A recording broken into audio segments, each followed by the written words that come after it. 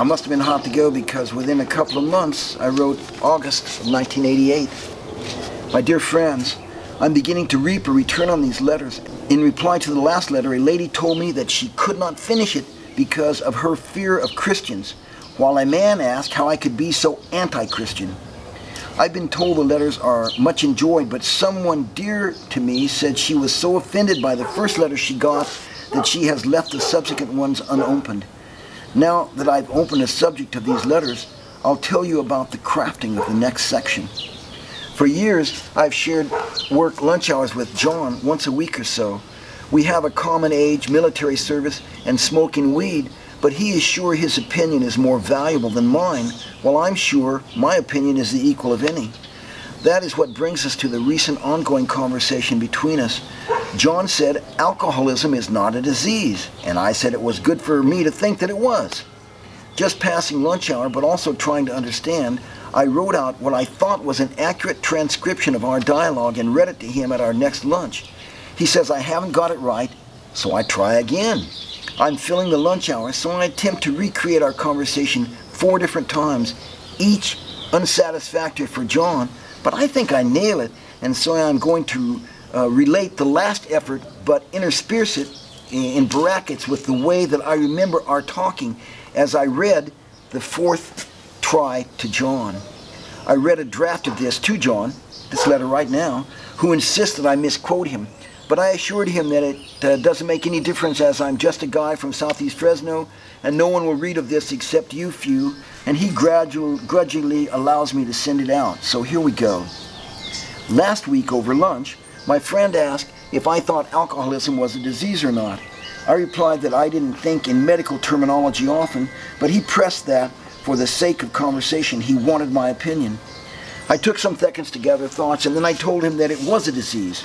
John has obviously been thinking about this and has a strong opinion because he says, "What? A disease? That's a prevalent medical opinion in these days, but it's not so. People who try to cure the disease of alcoholism should abandon the whole idea." Now, I agree with what you say regarding curing alcoholism in someone else, John, but that has nothing to do with my contention. I'm an alcoholic, and thinking only of myself, the idea that it is a disease is helpful in the cure, that is, not drinking. Eric, you don't understand, or you wouldn't say that. It's foolish or wrong-headed to say it's a disease.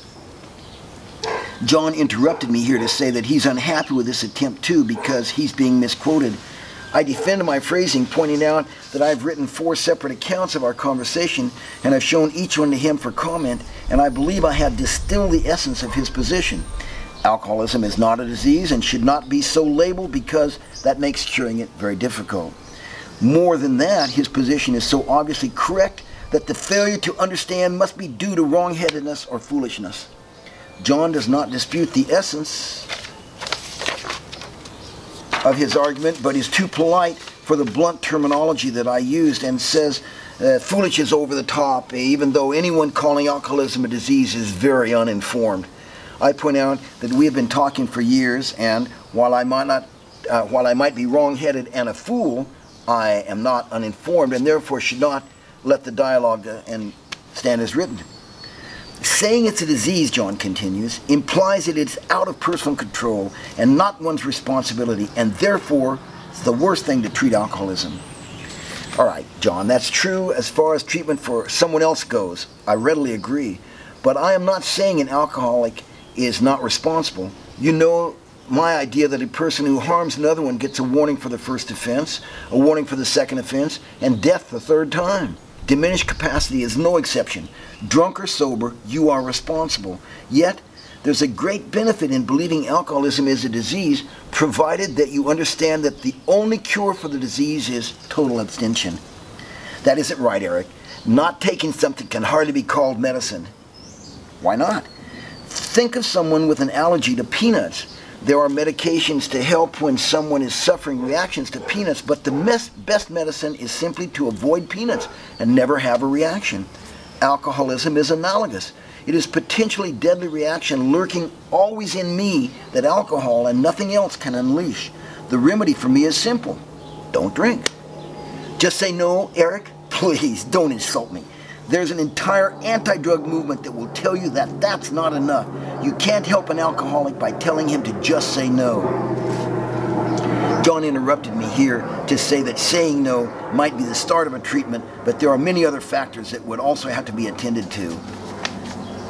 Treating it as a disease is wrong, John reiterates, and it is so obviously wrong that even you must see that. When I read this to John, he nodded agreement and said that I would only make the effort, if I would only make the effort to read and understand the 2 books he recommended, I would surely agree. We've been over this point a few times already, so I asked John to wait until I finish reading the dialogue I have written before we discuss what experts say. I reply, yes, it's obviously wrong if you want to cure someone. I don't. Screw do-gooders who want to cure somebody else professionally, especially if they have to argue over terminology. My crude and accusatory language causes him to interrupt again, saying that I, myself, am a do-gooder involved in education and other civic matters. I answered that it might appear superficially so, but my motives are selfish in that I do just what I want to, and add that he is aware of this, but it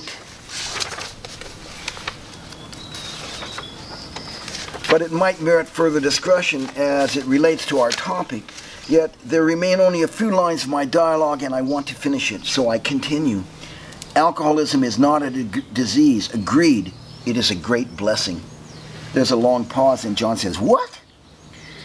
There's a sure way to deal with alcoholism, and that is to never drink.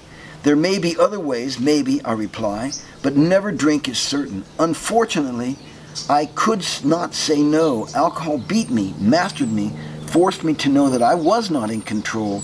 I went to AA and understood that this realization should not bring despair, but recovery.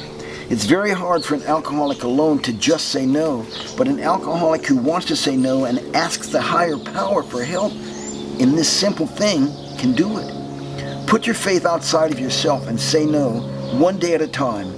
Gifted, nirvana, satori, grace for when you have abandoned the I that you are in control, you must then consider who is in control. No one? Professional meddlers? A malevolent force? A benevolent spirit? That is a crucial question, not whether alcoholism is a disease, which I concede as immaterial. I would not have surrendered my belief to a mysterious power if alcohol had not already seized control of my being, but that surrender has become a daily blessing. Before John could answer, our lunch hour ended. Well, here I am in 2016. Now, this letter is from 1998. Recopying this letter into the computer, but the next 4 pages of the original are pieces of Walt Whitman's Leaves of Grass that I wanted to share, but that you can, if you like, get the book or beg a copy of the handwritten original from me. But I am editing the poetry I selected to just a few following lines. These are from Leaves of Grass. Oh, Walt Whitman. I celebrate myself, and what I assume, you shall assume. For every atom belonging to me as good belongs to you. I hear and behold God in every object, yet I understand God not in the least, nor do I understand who there can be more powerful than myself. Now, I had transitioned from Whitman to the following point by pointing out that, like Whitman, I was just another bloke, one of the people who doesn't understand, but who is wonderful. And then I continued with this. I ride a bike to and from work most days. It's pleasing on many levels, one of which is the sense of being in the world and not closed off from it like sitting in a car makes you feel. Most rides are just the same with minor variations for weather and season, wishing for gloves, listening to rain on my slicker, going a block off course to pluck a ripe fig. But some rides are memorable. 3 summers ago, I was 8 blocks into one of my regular routes, shirt off, soaking in the heat that lays like a presence in Fresno in July, even in the late afternoon quitting time. I had relaxed into no hands daydreaming after crossing the traffic artery when a boy of 10 or 8 called from the curb as I passed. Help! He's killing my mom! Help me, mister! He's killing her! He was at the curb in front of a gate opening to a backyard. I laid the bike down. Oh, what's going on? My dad's killing my mom. You gotta help. I can feel my heart beating with thoughts of domestic violence. I'd read that police are loath to get involved because of the volatile emotions people display. Still, I'm an alcoholic who relies on help if needed and who promised to help if asked. Let's go, I say, and we walk through the gate to a door open to the kitchen. A woman is cowering on the floor in the corner and a man is standing over her. Oh, fate, I think, standing just outside the door, but I say aloud, "What's going on here? The boy says you're threatening murder. You can't do that. I mean, think about it. You can't." The man turned to me as if coming out of a distant world.